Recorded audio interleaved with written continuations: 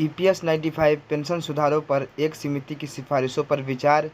EPFO का केंद्रीय board 8 जुलाई को बैठक करेगा और गिग श्रमिकों के लिए एक अलग पीएफ पेंशन योजना। जी हाँ दोस्तों, ये खबर निकल कर सामने आ रही है। तो चलिए जानते हैं पूरी खबर को, लेकिन उससे पहले आप लोगों से सिर्फ एक छोटा सा निवेदन करना चाहते हैं कि अगर आप हमारे चैनल पर पहली बार आए हैं या अभी तक आपने चैनल को सब्सक्राइब नहीं किया है तो नीचे में आपके सामने लाल कलर का बटन दिखाई दे रहा होगा। सबसे पहले आप उसे दबाकर चैनल को सब्सक्राइब जरूर कर लीजिएगा दोस्तों। तो चलिए यहाँ से करते हैं आज की खबर को स्टार्ट। आप लोग बने रहिएगा इस वीडियो में पूरा लास्ट तक।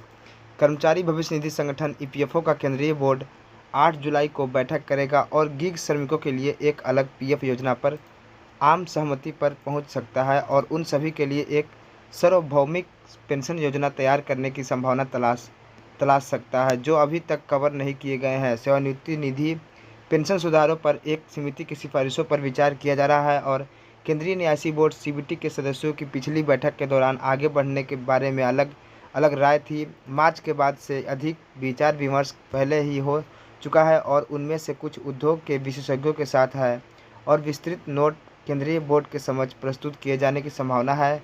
विकास के ज्ञान के साथ कम से कम 2 अधिकारियों ने कहा कि नाम जाहिर न करने के शर्त पर एक सरकारी अधिकारी ने कहा कि ईपीएफओ की संगठनात्मक चुनौतियों को कम करने के बाद गिग और प्लेटफॉर्म वर्कर्स के लिए पीएफ और पेंशन लाभ की पेशकश के लिए एक अलग योजना तैयार की जा रही है।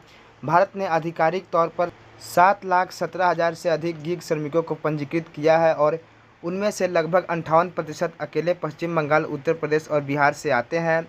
श्रम पर सामाजिक सुरक्षा संहिता ने इस तरह के प्रावधान की आवश्यकता को रेखांकित किया है, लेकिन पिछले डेढ़ साल में चीज़ें ज़्यादा नहीं बदली है। एक आंतरिक समिति ने गिग और प्लेटफॉर्म वर्कर्स के लिए एक अलग योजना तैयार करने का सुझाव दिया है क्योंकि मौजूदा सब्सक्राइबर्स और गिग वर्कर्स को मिलाकर दोनों पक्षों की नौकरियों की प्रकृति के कारण परिचालन संबंधी अड़चनें पैदा हो सकती है, अधिकारियों ने कहा। तो सीबीटी के एक सदस्य ने नाम न छापने के शर्त पर कहा, सिर्फ गिग वर्कर्स के लिए पीएफ नहीं बल्कि सभी के लिए एक सार्वभौमिक पेंशन योजना भी टेबल पर होने की संभावना है जब बोर्ड की जुलाई के दूसरे सप्ताह में बैठक होगी। यह सुनिश्चित करने के लिए श्रम मंत्रालय द्वारा संचालित ईपीएफओ अभी भी बेंगलोर में होने वाली 2 दिवसीय बोर्ड बैठक में प्रस्तुत किए जाने वाले एजेंडे को अंतिम रूप दे रहा है। मनी कंट्रोल द्वारा समीक्षा के किए गए दस्तावेजों के अनुसार एक आंतरिक पैनल ने सुझाव दिया है कि एक नई सार्वभौमिक पेंशन योजना पर विचार किया जा सकता है जो कि सार्वभौमिक सामाजिक सुरक्षा और वैश्विक रुझानों पर माननीय प्रधानमंत्री के स्पष्ट आह्वान को ध्यान में रखते हुए उन लोगों को पूरा करने के लिए जो इसके तहत शामिल नहीं है। ईपीएस 95 जिसमें गिग वर्कर्स और स्वरोजगार करने वाले व्यक्ति शामिल है। सार्वभौमिक पेंशन में 3,000 रुपये की न्यूनतम पेंशन के प्रावधान शामिल हो सकते हैं जिसके लिए लगभग 1 कोष की आवश्यकता होती है। 15 साल से अधिक की सेवा के साथ 5.4 लाख रुपए अधिकांश देश ने योगदान को परिभाषित किया है और परिभाषित लाभ योजनाओं से हस्तांतरित कर दिया है। एक परिभाषित योजना पेंशन योजना व्यक्तिगत लेखांकन और बजट के अनुपात में राशि की अनुमति देती है। आधिकारिक दस्तावेजों के अनुसार जो इस वित्तीय वर्ष के कुछ समय पहले बोर्ड के सदस्यों के बीच भी प्रसारित किए गए थे।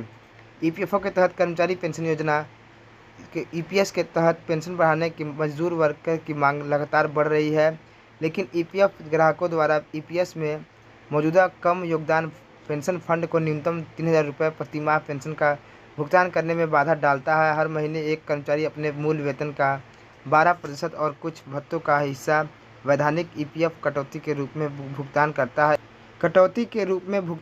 है। एक मिलान राशि नियोक्ता द्वारा दी जाती है। नियोक्ता के 12% हिस्से में से 8.33% ईपीएस 95 में जाता है। तो दोस्तों, ये थी आज की खबर जो मैंने आप लोगों को पूरी खबर बहुत ही अच्छी तरह से बताया। तो हम अब उम्मीद करते हैं, आशा करते हैं कि आपको सारी खबर अच्छे समझ में आ गया होगा। तो अब आपसे एक निवेदन है कि चैनल को सब्सक्राइब जरूर कर लीजिएगा दोस्तों और साथ में आप बेल आइकन दबाकर हमारे साथ जुड़ जाइएगा। चलिए मिलते हैं ईपीएस 95 पेंशन की दूसरी खबर के साथ। तब तक के लिए जय हिंद, जय भारत।